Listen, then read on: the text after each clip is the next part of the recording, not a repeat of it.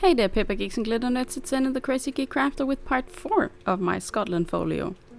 If you haven't seen the other parts, I would recommend it, since otherwise this won't make much sense at all.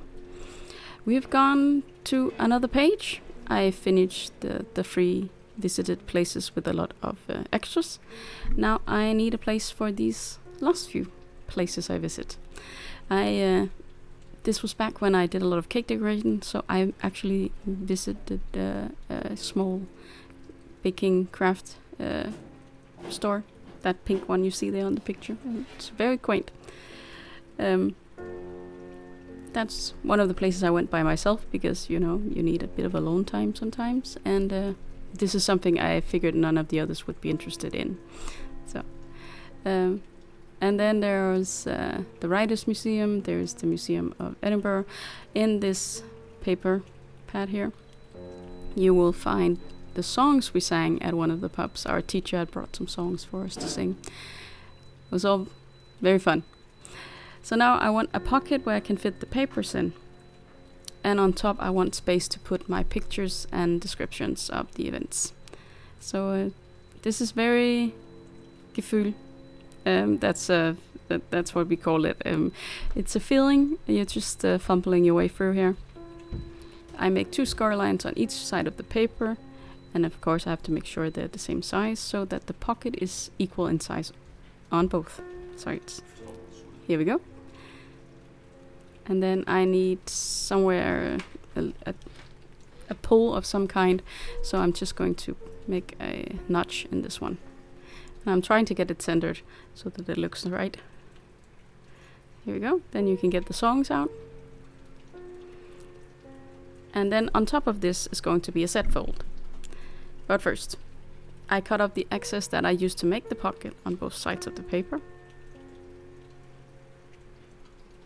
And then I can score here and fold it the other way.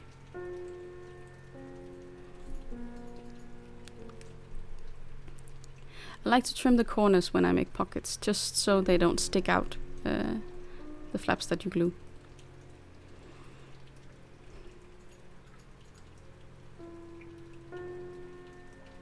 And now I have all these things from eating, and I am not sure what to do with them.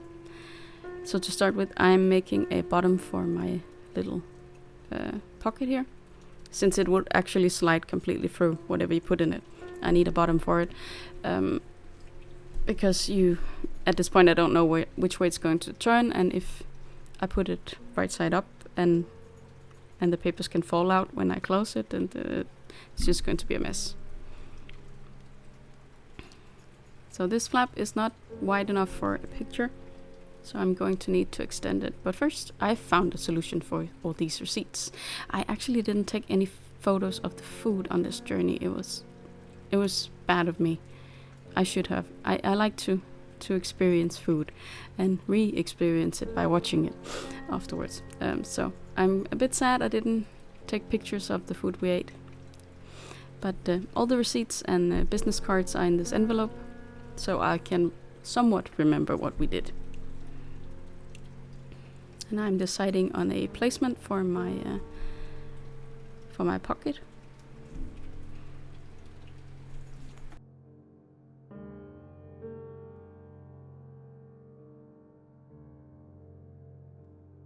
And like I said before, the flap is not actually wide enough for what I want, so I'm just going to extend it a tiny bit. It's not going to be a very large set fold, or accordion if you want that. Actually, if you make enough of them, that it will look like an accordion. But it will make enough space for what I need.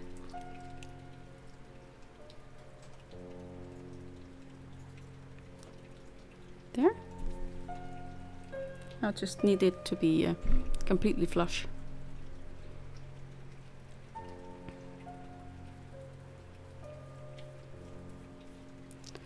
start by mounting the envelope,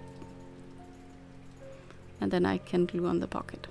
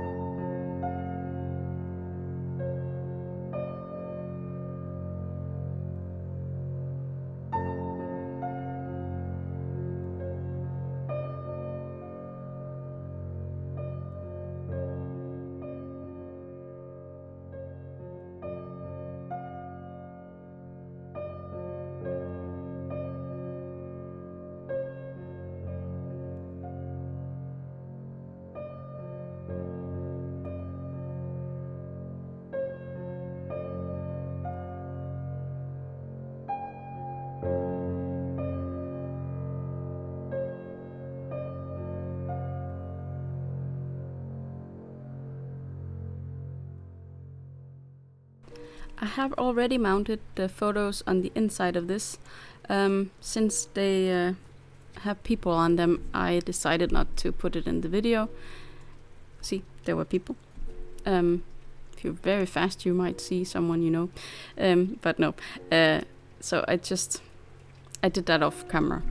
But it's the same process of putting these little white corners all around.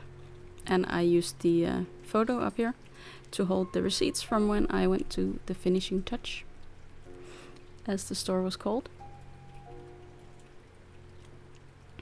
So now this page is ready. I just need to find a way to keep it closed when I take the side and fold it down. Everything will open up, and that's annoying.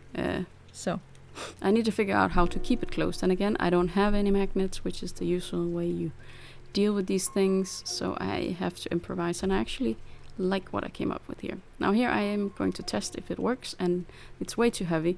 It will open up anyway. So I figure put a lock on it. Nah, maybe not. There was a lot of thinking going on here. But I decide to slide it in behind, and of course at this length it won't hold. So I'll take an extra piece of cardstock and glue it.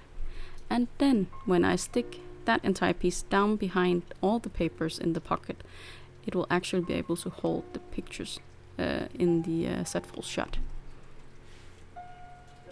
It worked okay at this point when I put the piece on, but it worked even better after I put on a piece of pattern paper to the strip. It strengthened it enough so that it could actually hold with no problems. Oh, I love this paper.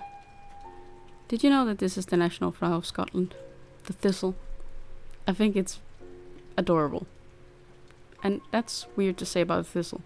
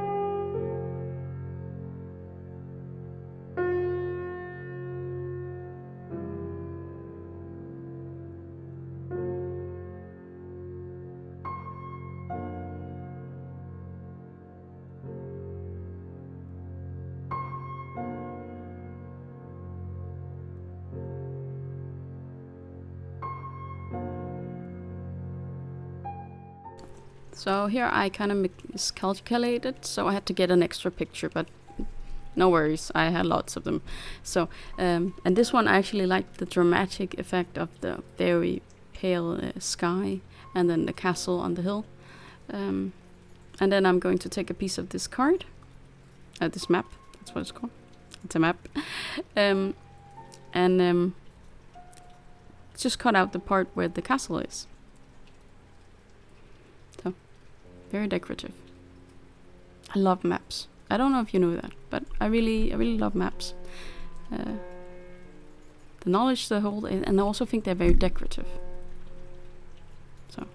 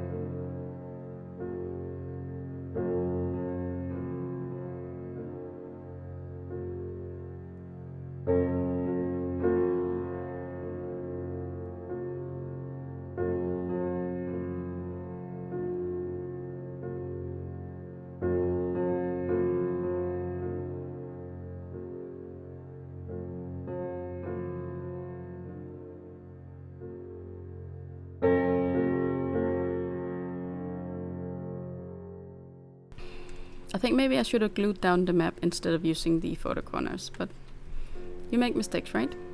So, the waterfall effect on this one is going to be a bit different because I make a boo-boo on one of the pages. I don't actually glue in the pages before I glue on the photo corners, so that's why I end up making a mistake.